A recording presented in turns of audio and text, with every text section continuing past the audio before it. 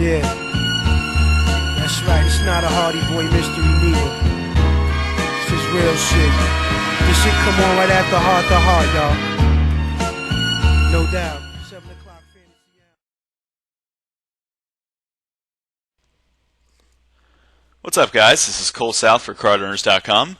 Hope everybody had a great New Year's and is getting pumped for a good 2010 at the tables. Today I'm going to be continuing my 2550 No Limit series where I four-tabled PS417E for several thousand hands. This is going to be the fourth installment of the series, and if you remember the last video, I've got it queued up in the exact same spot where the last one ended. I had just stacked them a few times. I had gotten King-Queen versus King-10 on a King-High board. I had semi-bluff shoved an open-ender, and he made a really tough call with kings, but I sucked out on him. So he might be getting a little tilty here. There are also definitely some thin and certainly some bad plays that I made in the last video. And I noticed there's a lot of criticism and complaints about those. When I'm here making videos, I could easily just cherry pick the ones where I'm completely stomping fools and flopping sets every single hand and never lose a pot. But that's not what I'm here to do. I mean, it's fun to watch, but I'm here to make you guys better poker players and help you learn. And one great way to learn is from your own mistakes, your opponent's mistakes, and certainly my mistakes. And nobody plays perfect poker all the time. And I think it's highly valuable from an educational standpoint to see sessions where good players are playing bad and see how they react to it and adjust to it and don't lose their cool. I mean, this is a session where everybody said that was or was complaining about the bad play. I mean, I think it's important to see how, I don't know, what's going through my head and how I'm reacting to my own play as well as my opponent's. I mean, this is a session where I definitely made some bad plays in the last video, but I think there was some educational content to him, and this is a match where I came back to stomp the guy for 20 buy-ins, so I think there's a lot of value to be had in watching it in its completion.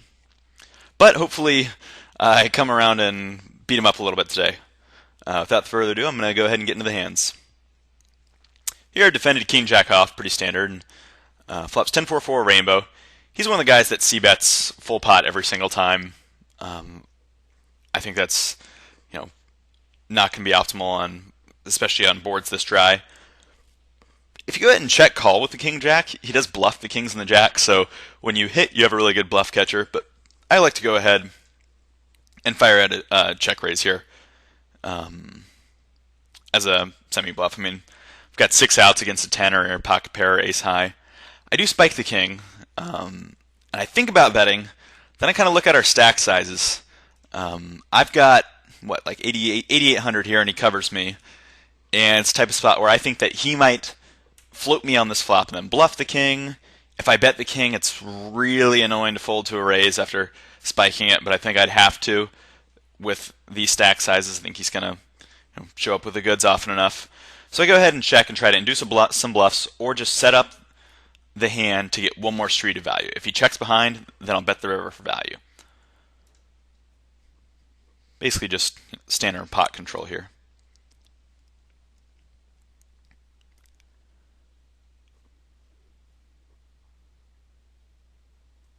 I check, he bet 1,700. Don't think I can fold here for sure after spiking the king, so I go ahead and check call. I think there's even worse hands that he might bet for value. He's shown some pretty thin value bets. If he has ace-10 or queens here, I could certainly see him betting the turn for value with those. And certainly the play from there on out's to check it down.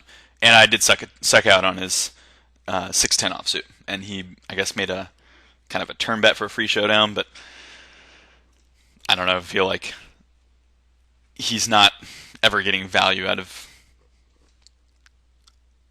worse hands, and I don't know, it seems like I'd probably just hope I had the best hand in his shoes and try to check it down. If he thinks he's going to need a showdown for one more street of value, if he checks behind, unless I overbet, he's going to get to showdown with a pot bet of value. Here I called re-raises with ace-5 suited and ace-10 suited. Again, I'm playing a more small ball game pre-flop, opening to 125 instead of 150 against a guy who's extremely aggressive and re-raising a ton. It's going to increase the stack to pot size ratio post-flop and allow for a little more wiggle room post-flop. And I flop good flops on both of these hands. The ace-10, despite being a good flop, we started the hand a little over 6k deep, and I think if I if I bet, I might get check raised by a lot of hands that have a ton of equity that I'll be doing a lot better against on the turn. I mean, I like bet calling the flop here too. Of course, I think that's a fine play. And, you might even a lot of the hands he semi bluffs with, you might have reverse dominated if he's got a hand like Ace King with King of Diamonds. His ace isn't going to be good anymore. But you're going to be doing so much better against those hands on turns where you can where the diamond doesn't come. So I elect to check it back here, but I definitely like bet calling as well.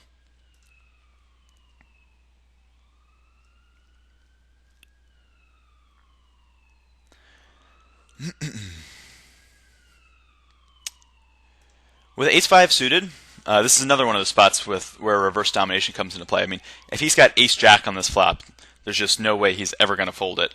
And so I like to put in a small raise. I mean, he might even, I don't think he'd make a jam here with like 10-jack suited or something, but I do like making this raise, expecting to get it in a lot. And when he's got pocket 10s, you've got aces, 5s, and 2s that'll win the pot for you. You've got a lot of equity.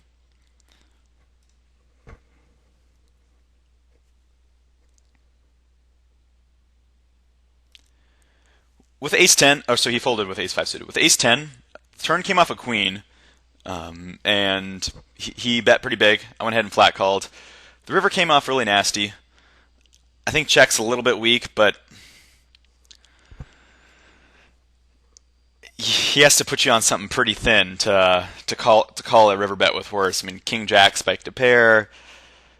I think it's pretty optimistic to think he's going to call you with worse there. So he did get really lucky, and me giving him a free card did let him spike a 3-outer on me for a pretty big pot. So didn't turn out well, but I correctly checked behind the river against his hand at least.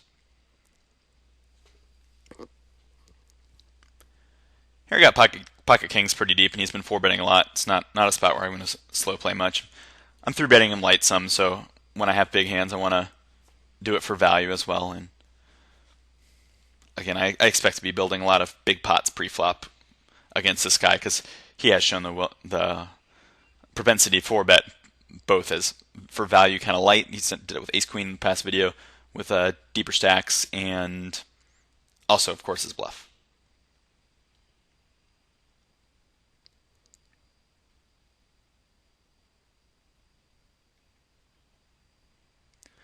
I know there had been a lot of controversy on the full tilt lobby lately on the heads up situation for no limit, and it looked like they were almost ready to roll out a new solution with the randomizing of table names. It seems nuts that people were actually camping out just to get tables that started at the top of the alphabet. But what are you gonna do? Here I defend pocket 5s. Flops king 3-2, just one over. Got a nasty turn, but went ahead and check called the flop. I think pretty standard.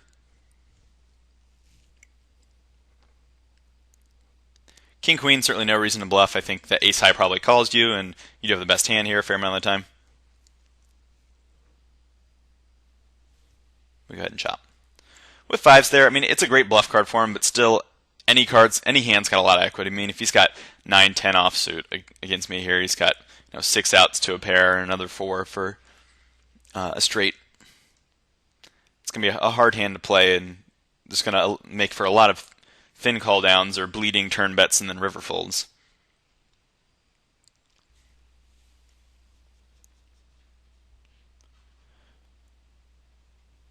Here I catch a great flop, top set, and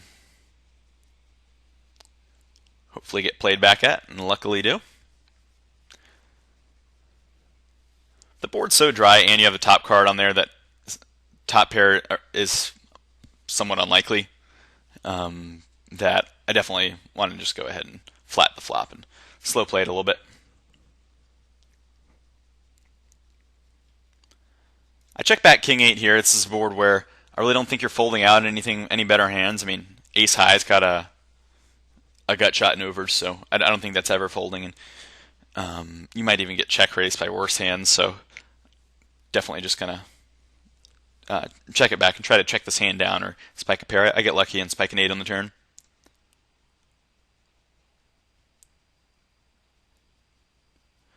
Again with pocket 10s, continuing just to slow play. I think I think he's just bluffing so often on this spot, and he's not going to be able to, or at least on the flop and the turn, because I've got two of the top cards. He doesn't slow play pre-flop, so he's not going to have jacks through aces. Really, like if I'm shoving on him there, I'm hoping I might have him oversetted, or he has two pair. But if he has that anyways, I'm gonna stack him because he's gonna bet it himself. But he was bluffing on the flop. He had a gut shot, got really lucky on the turn, and then I re-sucked out on him on the river. So I mean, can't fault his play there.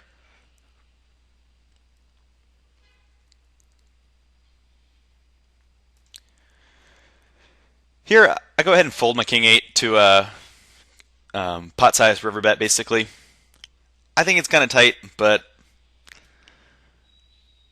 I don't know. It's one of those spots where he might expect me to peel ace or check behind ace high on the flop, peel it on the turn, and then fold it on the river, which would make him want to bluff more often. At the same time, I've been pretty big station in this match. I don't mind the fold. Flop a flush here, but unfortunately not getting any action. Here I defend a 3-bet with ace-9 offsuit. Definitely thin, but he's been re-raising a very wide range of hands. Check back the flop for a little deception. I feel like, well, I think it goes both ways. He might check the flop for pot control with a hand like pocket kings, but he also has shown the propensity to check and give up on the flop and fire delayed continuation bets, like earlier with the queen 9 on the 10 high board, where you just check the flop and then fire the turn. So I'm going to try to do something like that here. Once he checks the turn, certainly going to try to bet for value here. I think my line looks a little bluffy when I do that too, but it might encourage him to spaz out or just make a super light call down. Like if he checked the flop to give up with 10 jack and then turn the gut shot there, I think some chance that he goes a little nuts.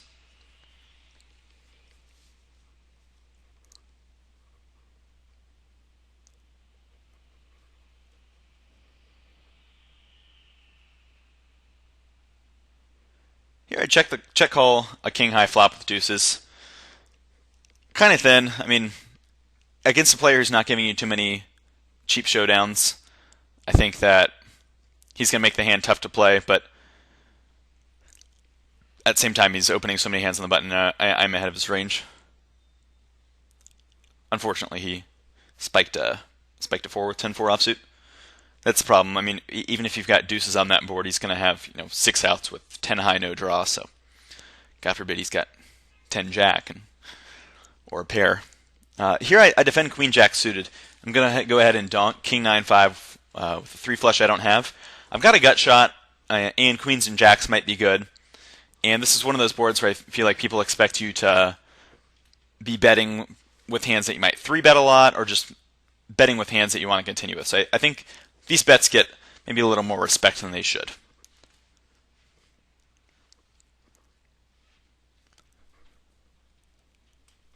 Unfortunately, not every play can work out.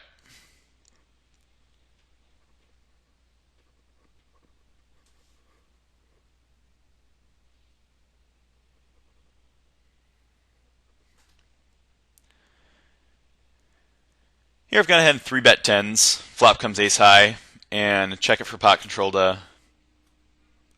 I don't want to c-bet and get raised here.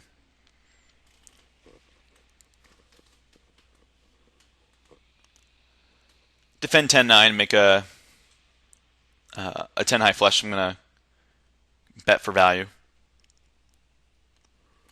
I check call the flop with the 10s. Feel like at that point he's going to give up on a lot of his bluffs where he might fire a 1 on the flop.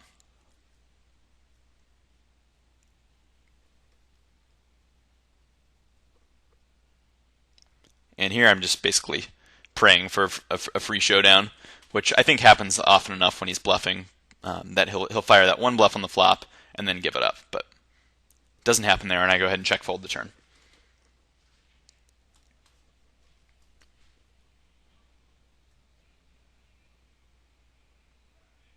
And I certainly think like check calling the flop there with even like a set is a reasonable play, because when you've got a set, then you're not taking away from the top pair combos he can have, and you induce bluffs when he wants to fire at those ace high boards to get you off a hand like pocket tens. So it's certainly a good way to balance it there. Here I defend 5-3 suited and flop pair on ace king 3. I don't think it's a board that he continues too many bluffs on once I've check called the flop, so I can expect to see a lot of showdowns when I have the best hand.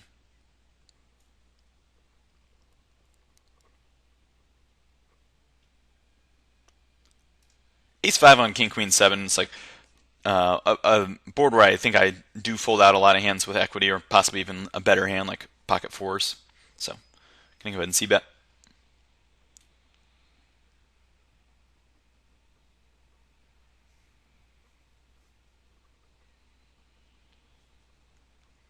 Here I catch a great flop with king jack off. Got top pair and a spade flush draw. It's one of those spots though where if he's bluffing or semi-bluffing, I've either got the best made hand and the best draw, or I'm crushed and could be drawing dead, say against a nut flush. So it's a spot where I'm way ahead and or way behind, and I like to play for pot control. I certainly don't want to play a huge pot here, check raise the flop and have to fold to a 3-bet, or check raise the flop and call a 3-bet and start playing a huge pot. Here I turn the flush and just not going to be able to fold it at any point to this guy, certainly. I think he bluffs that turn a lot, value bets the queen, and definitely not going to fold the river either. But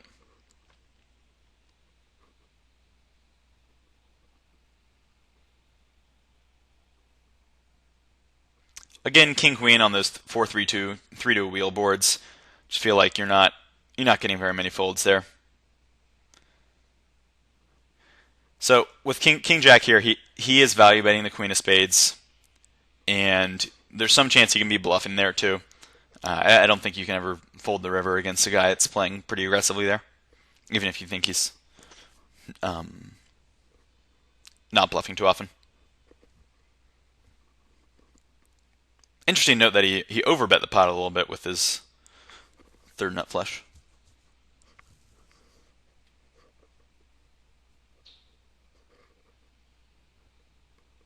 I feel like a lot of players really polarize their range when they're overbetting to bluffs in the nuts, and frequently I think a lot of players are really unbalanced and just will only have the nuts in spots like that, or at least weaker players will.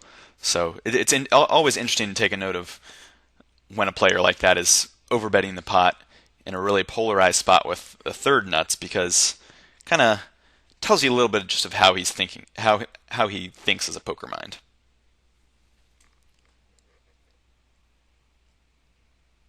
Here we go ahead and just check it down with 10-7. Spot where I would have gotten a fold out of that hand, but if you see bet every single time, and he's been playing back at me a bunch, and my image hasn't been good at all this match, so go ahead and just give up on pots now and then, but of course, as you see, that does not happen too often here.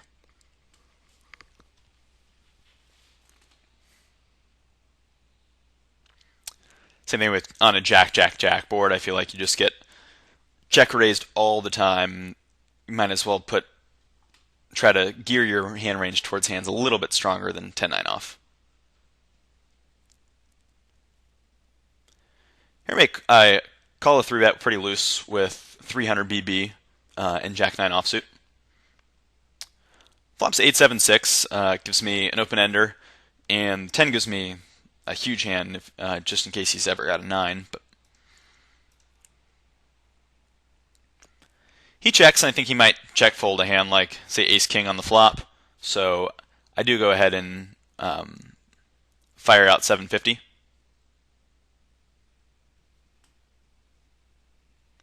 Unfortunately, get check raised, and at that point, don't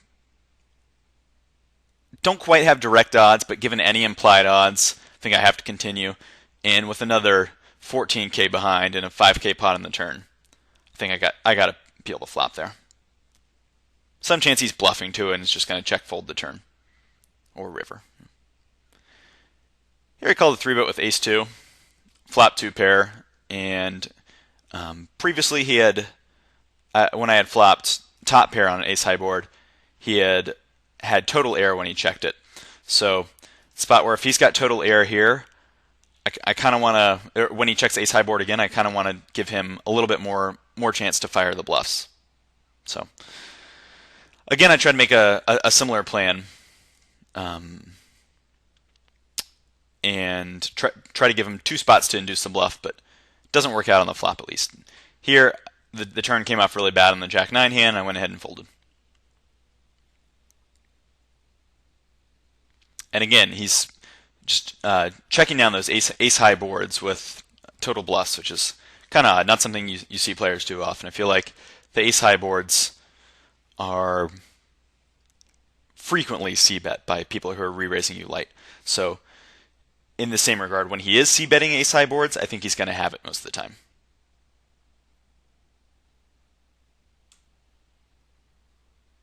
Here I go ahead and 4-bet 9s with the intention of calling it off for sure. Unfortunately, run into king or queens, but managed to dish off the suck out. Just wanted to pull out Poker Stove for a second to talk a little bit about the math of a pre-flop play like in this hand, where I go ahead and 4-bet 9s for value and call the rest off with almost 6K starting stacks. It's a spot where I'm calling off another 45.50 to win a final pot of 11,400. And I'm going to need exactly 40% equity. And while 9s are a really powerful hand pre-flop for sure, if we assume that he's only jamming better pairs and ace-queen suited and ace-queen off every time, which is a pretty loose jam with ace-queen off in his shoes, I still don't quite have the equity we need here. So you really, for the play to be a good play, you need it to be against a player who is going to occasionally show up with a worse pair or just a total bluff like an ace-5 suited sort of hand. I mean, the second you stick in a worse pair, you've got the equity you need, and obviously there aren't that many combos of 8s there, so if you start sticking in a few bluffs, then it becomes a quickly profitable play. But against a really straightforward player who's just not going to be bluffing you too often, or ever pre-flop there, I think it pays to play your 9s a little slower, because unless the guy's bluffing or doing it with worse hands for value, it's really not going to be a good play in that spot. But this is a guy who has 5-bet jammed ace-5 suited on us already, and has just shown that he's loves ace-queen, is not going to be folding that anytime soon. So I'm certainly okay with the play against him, but there can be spots where it feels like a tight player is re-raising you a ton. You're like, all right, well, I'm going to take a stand here with 9s, and sometimes it might be better to take a stand with those stacks with a total bluff or a better hand, or a hand like ace jack off that you're folding to a shove for card removal purposes.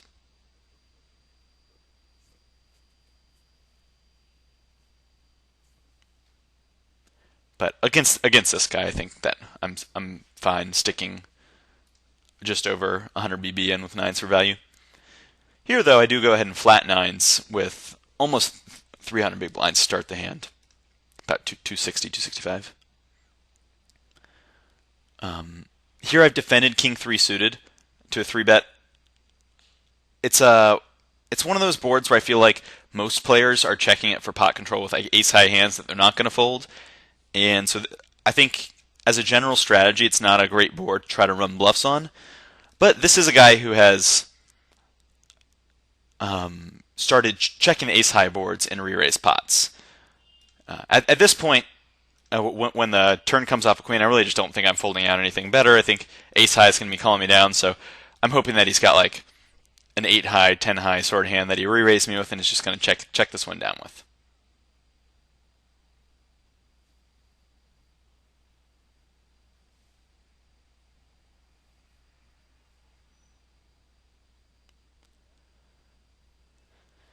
Here I peeled the turn with ace high and a gut shot, thinking that he would make a bunch of semi-bluffs and then I might be able to steal the pot on the river. The 4 flush comes and can certainly very reputably or credibly represent a big flush there. So I go ahead and fire, even though there's that kind of ace high. I might want to just show it down. Definitely not in that spot. I think a bluff is going to be more profitable than a check.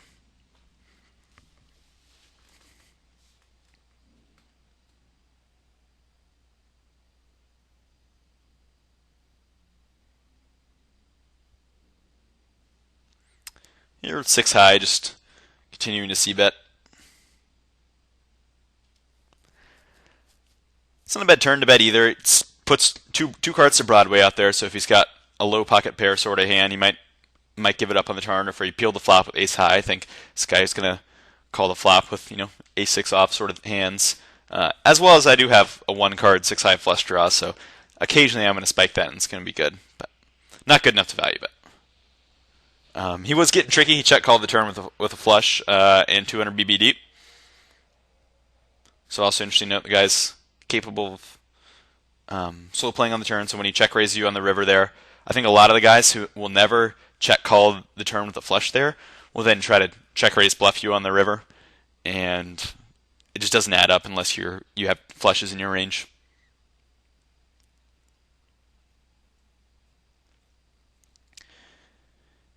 Here, I've got a small pot and I've got a pair and a flush draw. It's one of those spots where my pair isn't very good and my flush draw is not very good, but at the same time I've got both of them, and I think I induce a lot of bets from just hands that have horrible equity and keep from putting in a lot of bets when I'm crushed. So go ahead and just play it for pot control on one street, but value bet the turn. Here I defended ace 9 suited, flop top pair, and it goes check check. I bet the turn for value when the jack comes off. Got top pair and a gut shot now. Fortunately get raised, and spot where I think he's bluffing a fair amount on the turn with a hand like king 5 offsuit, turn to gut shot. So queen 5, so he had a big hand there. Here with ace jack off, I re-raised him pre-flop, caught an ace high board, and c-bet for value. And also just because it's one of those spots where I'm going to be betting this board as a bluff a whole lot, so I want to keep some balance in my range, even though we're kind of deep, and I'm not exactly thrilled about playing a huge pot with ace jack here, but it's looking like it's probably going to roll off that way because it's the board's just so draw heavy. We're not that deep. We're not quite 200 when we start the hand, and I think there's worse value hands he can call it off with, and a lot of bluffs that he can put me on.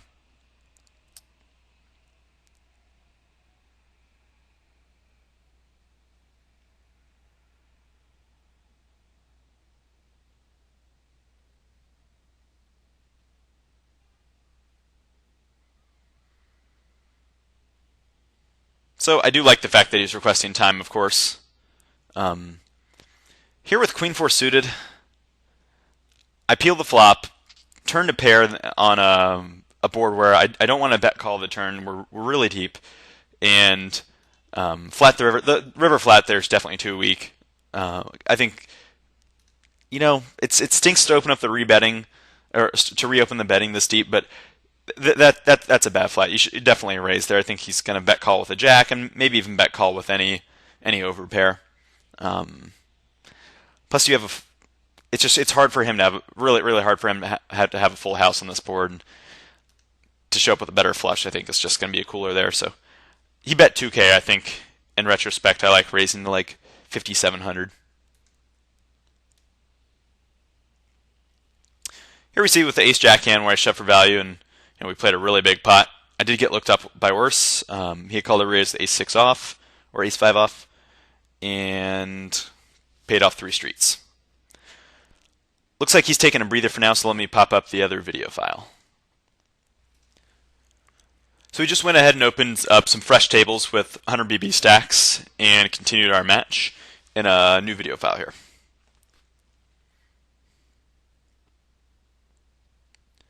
At this point, I've got a pretty strong read on how he plays, and likewise, I think the match was pretty even at this point. I might have been up a little bit after that ace jack hand at the end of the last session.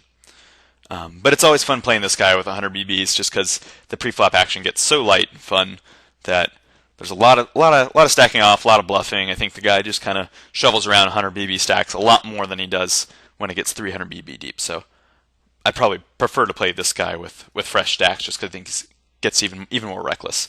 And great result that I get ace king right off the bat, because I feel like he's never going to believe the first 4-bet that comes right at the beginning of the match. He's going to think that I'm trying to take control of the match. I think I get shoved on really light here.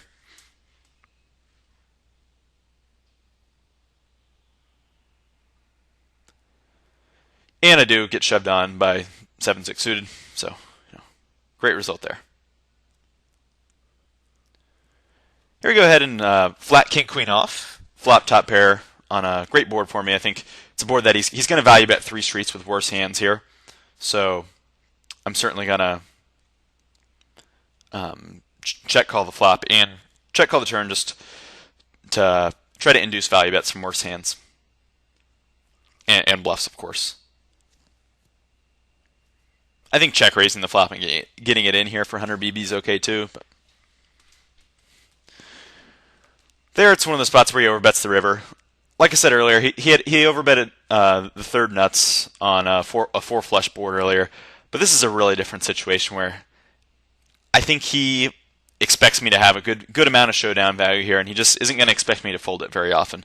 I think it's a spot where he very rarely is overbetting as a bluff, and in reality, he's just going to have a set or 10-9 or a very good hand there. So I do go ahead and just fold pretty quickly. I think we all kind of know from experience that calling in that spot's fun because you get to see what he has, but you're not good most of the time.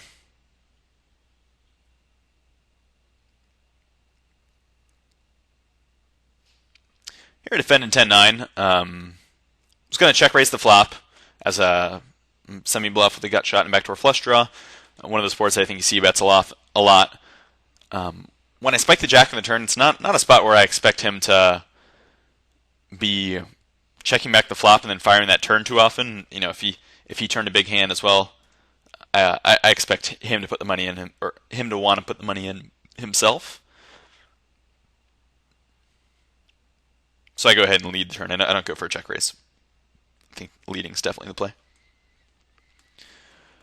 Once he raises, I think he's bluffing a fair amount. It's like a type of board where he can check back ace high on the flop and then raise ace 6 on the turn because he's got a gutter and an over. And I think I just induce a lot of bluffs. And again, the hands he's got for value, if he turned a set of jacks or if he turned king jack, he's going to be betting those on the river big anyways, and I'll be able to check raise him. He'll never fold with those ons. But unfortunately, I get really unlucky. We both turned the gut shots. I had the second nuts and he had the nuts, and he overbet jams the river. At that point, no chance I can fold. He can have a set or two pair and just occasionally a total bluff, but it makes me happy about my fold up there with king queen, seeing that he will overbet the nuts in a spot like that where it looks like I have a really strong hand. So in the future, or I'm glad about the king queen fold up top. In future, consider folding a hand like queen jack there on a spot where it really looks like I've got a good piece of the board, and I don't think he's bluffing too often. So I mean, you can't get upset about a hand like that. You both had huge hands, and so he overbet. I mean, if you bet half pot, I was check raising them all in anyways. So what are you gonna do? Here, just flat call sevens. And check call a pretty harmless flop. Obviously, you get really lucky on the turn. Spike a set. And while we're playing a few big pots here, I go ahead and re-raise him super light on another table.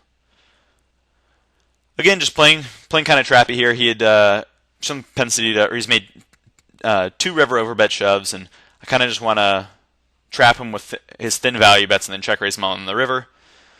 Fortunately, although I do catch a great hand on the turn, he managed to, or the board managed to run off in a 4 straight. He did have 2 pair and made somewhat of or definitely a standard, but big value bet. It's not one that I think I can check raise the river and get paid off by worse often enough, but at the same time, not one that I ever want to fold the river, just because if he's value betting worse, he can also be bluffing. You definitely gotta show it down there.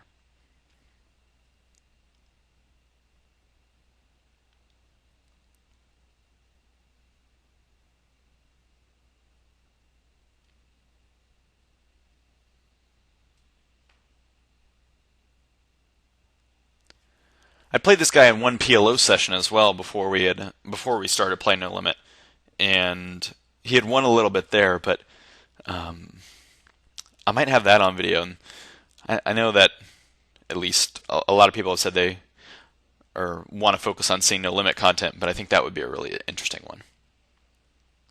It's really fun to play a guy in PLO who's re-raising you 30% of the time, because in no limit, there's a lot of bluffing and rebluffing, and in PLO there's just a lot of huge pots. I mean, everybody kind of, you put in one raise, and then before you know it, your pot stuck to a huge pot and just constantly shipping 100 BB stacks in. But here I've re-raised sevens.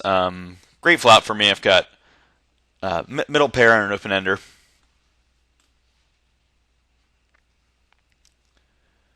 I don't think I'm ever getting away from that one against him. I'm going to go ahead and check back a little showdown value with my ace-queen here. Make a light re-raise up here.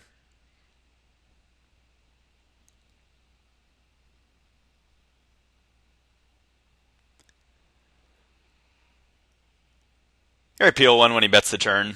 Unfortunately, it's a lousy river that a lot of like semi-bluffing hands, queen 10, 10-9 sort of hands, got there with a pair on the river, or if he had a flush draw, of course. So just go ahead and give that one up.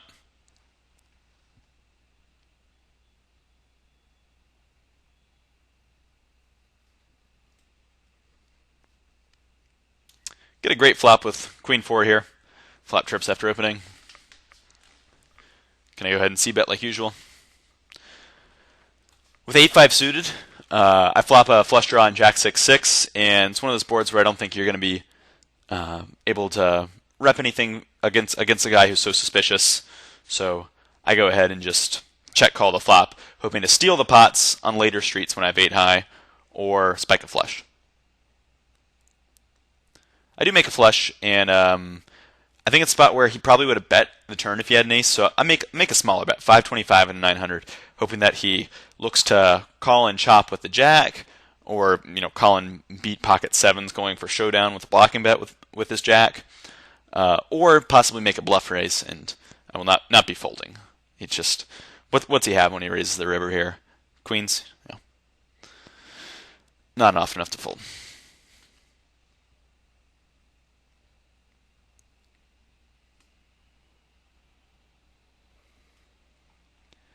Here I peel a raise with queen 7 suited. Again, since I'm opening to 125, we've got quite a bit more room to work with on the flop. You've got 6,500 more behind once we see the flop.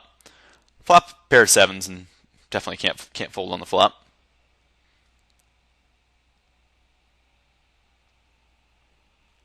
He checks the turn. I'm not quite sure if he would ever check a jack or an overpair here.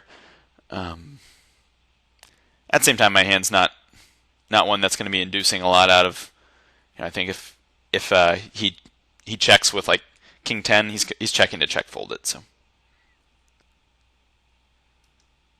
river though, definitely going to value bet and hope to get a call out of ace 7, pocket 10s, ace king even that thinks I floated and is just getting suspicious. Here with ace 2, it's just one of those similar reverse domination situations where I've called a re-raise and can hopefully get it in on this flop against a lot of hands that are drawing to only one live pair now. Just wanted to run a couple of quick sims to just show how important this reverse domination concept it is on these boards. I mean, I think that if you raise here, he's just jamming ace king every single time, and you're a great favorite over ace king, almost 3-1. And if we give the guy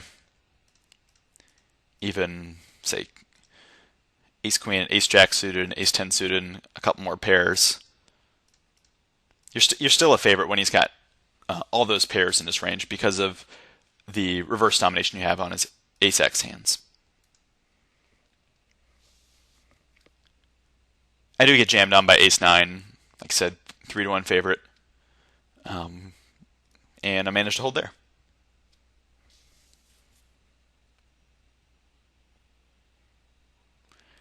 I think it's definitely interesting to go through all the re-raise pots and see their tendencies in Hold'em Manager, especially to in Hold'em Manager you can filter through pots where he re-raised you and then check the flop on ace high board and see exactly what hands he's showing down when he does that. This is the most basic thing I do after I play any match against a player who I think I'm going to play again, or I'm just interested in how he thinks about poker.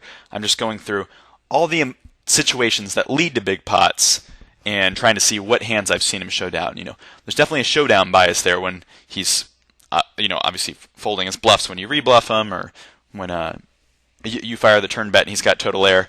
But at the same time, you get to really see his frequencies when you filter for the specific spots like ace high boards and see how often he's c-betting those ace high flops. And if the guy's re-raising you 35% but c-betting the ace high flops 100%, that's one huge spot where you're going to attack this game. It seems like this player is re-raising me a ton but checking those ace high flops a lot. And if that means that he's getting to showdown when he bets the ace high flops with top pair hands, it's a poor spot to choose to bluff him. And that seems to be my suspicion against him so far. But I really think that going through those specific situations in Hold'em Manager is really important anytime you're getting into a serious match like this, or any of the ones you see at high stakes. And I'm sure at mid stakes there's a lot of battling between regulars, or at least I think you benefit from it, and you learn a lot about poker and about yourself when you're. It's kind of, to some extent, you can outwork the other guy just by really dissecting his game. I think there are some guys I played who are have better poker feel and poker minds than me that I've beaten for a lot because of the work I've done away from the tables, for sure. There I had re-raised 9-8 of clubs and gotten a money flop with open ender and a flush draw. But unfortunately, did not get played back at.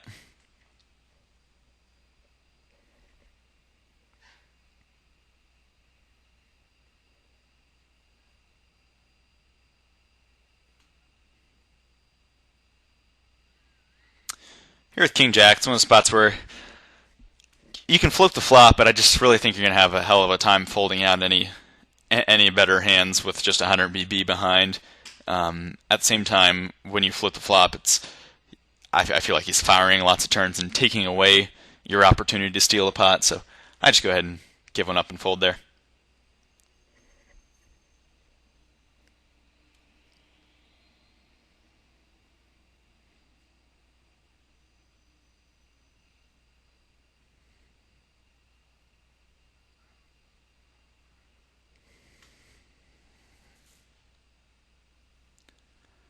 Again, flatting a lot of hands like King-Queen against this guy. He's shown the propensity to call a re-raise with Ace-5 offsuit, but he hasn't been doing it with the King-9, Queen-8 offsuits that you really want to be seeing before you start re-raising stuff like this.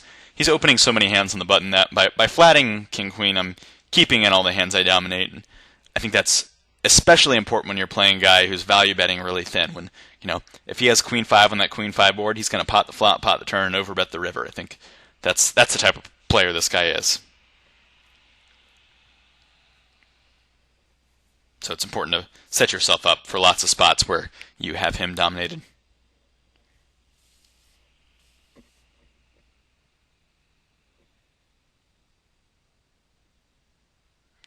Here it looks like I go for 4-bet bluff with 7-3 suited.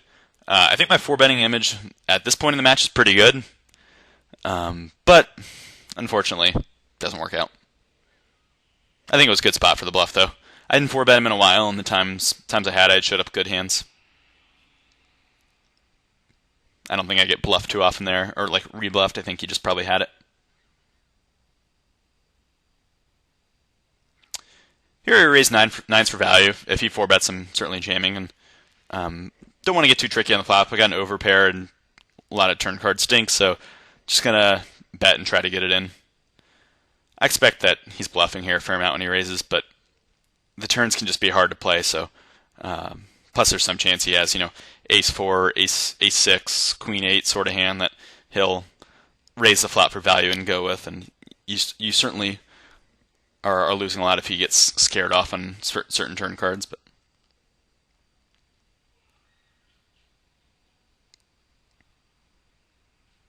I feel like just requesting time in general in a big match like this frequently makes you pull off better decisions.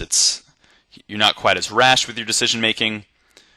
if in a spot where like you think, oh, this is going to be killer bluff, it just gives you 30 seconds more to cool down and really analyze it from a more even perspective. And I know certainly I've had the jam button ready to go on some bluff and then hit time before bluffing and just thought it through and be like, okay, this is really a good spot to bluff. I think he's going to fold often enough and continue the bluff, or be like, I probably just got stacked a few times. Let me think this one through a little more carefully. Here with nines, he was raise calling with top pair and 10 kicker, so I get it in great there and manage to stack him.